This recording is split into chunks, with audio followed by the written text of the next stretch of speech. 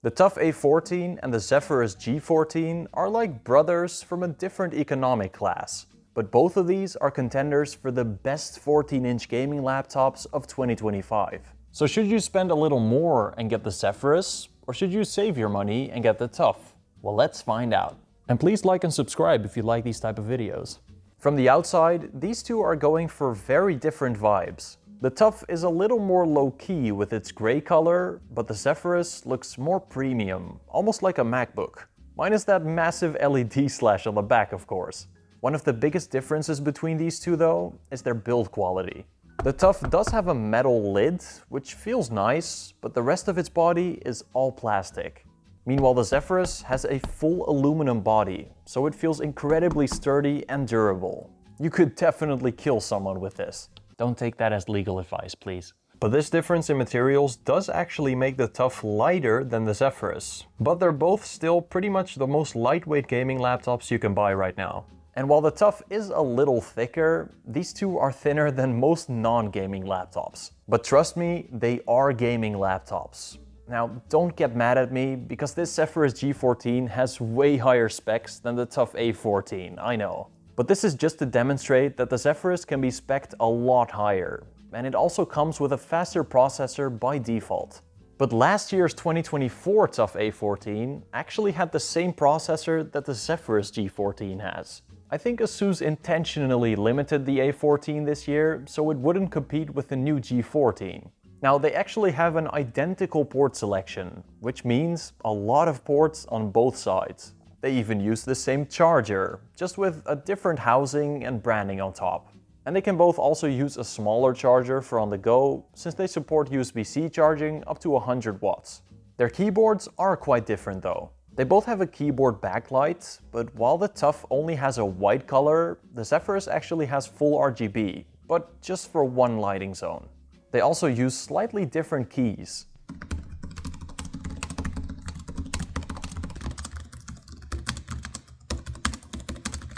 The Zephyrus sounds and feels a little bit deeper, while the TUF sounds and feels a little bit lighter, but with a more apparent actuation point.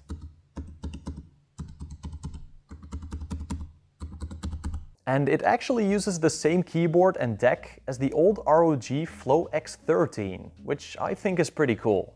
Oh, they both also have 4 reprogrammable macro keys at the top here, and also a function lock, which is pretty handy. Now, I'm pretty sure they use the exact same trackpad. They're the same size and both made of glass, so they feel sturdy and premium. And they both have about the same click as well.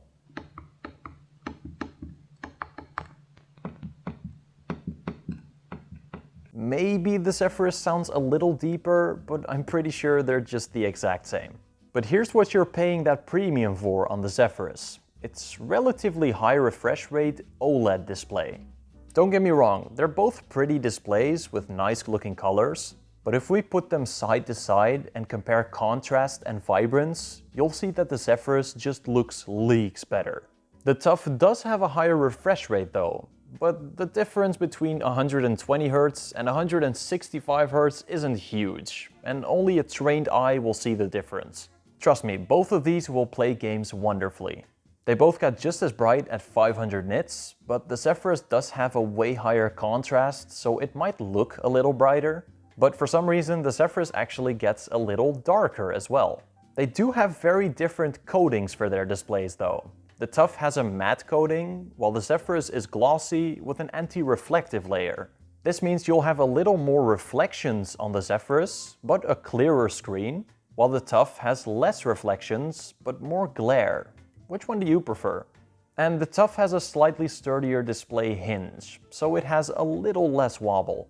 Its hinge also goes back a full 180 degrees, while the Zephyrus gets like 120 degrees maybe? Now, these two laptops are about the same size, but as you can see, the Zephyrus uses quite a bit of its space for its speakers. So, does it sound better?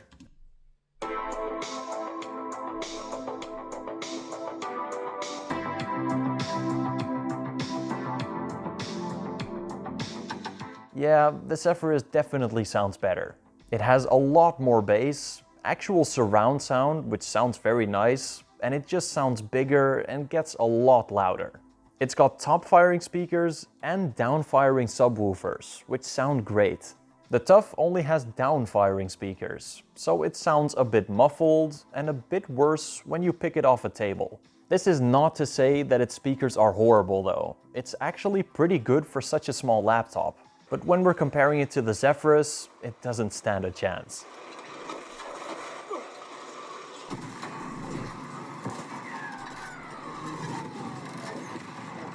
Apparently, that price increase for the Zephyrus also gives you a better microphone and camera. The TUF sounds okay, but the Zephyrus sounds great. Which finally brings us to performance, which I will admit might be a bit unfair between these two. In Cinebench R23, the TUF loses by quite a bit, since it simply has a slower processor. But like I said, the 2024 A14 actually had this exact same chip from the G14. So unfortunately, the 2025 A14 gets beat by its older brother, and the Zephyrus G14, which is a tiny bit embarrassing. And in 3D Mark TimeSpy, yeah, it's not even close. The 5070 Ti absolutely crushes a 5060, which should be obvious. But benchmarks are not everything, and you might actually get surprised when we compare them in some real games.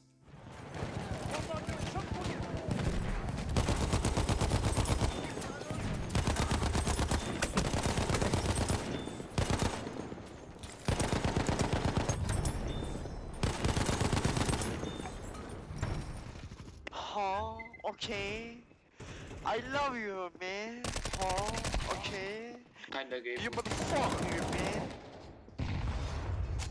You motherfucker, man. I'll hack you to pieces. Ha! You'll never take me down.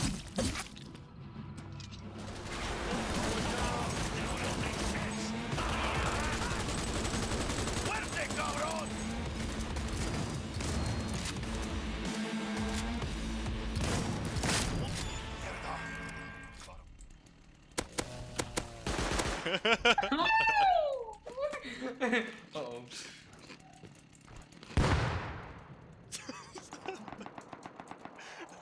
Metal toasted.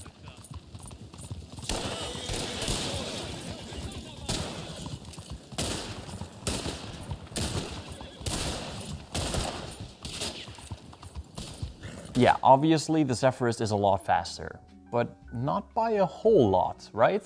This 5070 Ti model is almost double the price as the 5060, but it only had like 20% more FPS in most games. Not to mention, the TUF A14 with this entry-level 5060 handled every game with at least 60 FPS. And this 5060 actually performs about as well as an RTX 4070 laptop. And those laptops performed very well last year. What I'm trying to say is, yes, the more expensive laptop performs better, but this 5060 budget laptop ran every game just fine as well. Yeah, it might be limited by its 8GB of VRAM in the future, but right now it has solid performance. But what about their battery life? Well, I tested them in two scenarios, under light use and during gaming. In the light use case, I played a YouTube video until their batteries died, with their displays at full brightness, at 60Hz, and with their dedicated GPUs turned off. And the Zephyrus did outlast the TUF by quite a bit. In fact, the 2024 TUF A14 also outperformed the 2025 TUF A14. Now in the gaming test, I played Battlefield 1 until their batteries died, with the same settings as before. And they both lasted about as long. Remember, gaming laptops use a lot of power, so don't expect to be playing games on battery for very long. These two both have very different cooling solutions though, so how do they compare in thermals and fan noise? Well, the TUF A14 CPU and GPU do get a little warm, but nowhere near their thermal limits. The Zephyrus does stay a little cooler on both the CPU and GPU, probably because it has a full-fat vapor chamber on this spec. You won't get this vapor chamber on the 5060 and 5070 models though, so those might run a little hotter. But then again, those models also use less power, so I don't know. I will review those lower spec models of the G14 eventually as well, so subscribe if you want to see that. In terms of fan noise, the TUF's fans did get a little louder during gaming.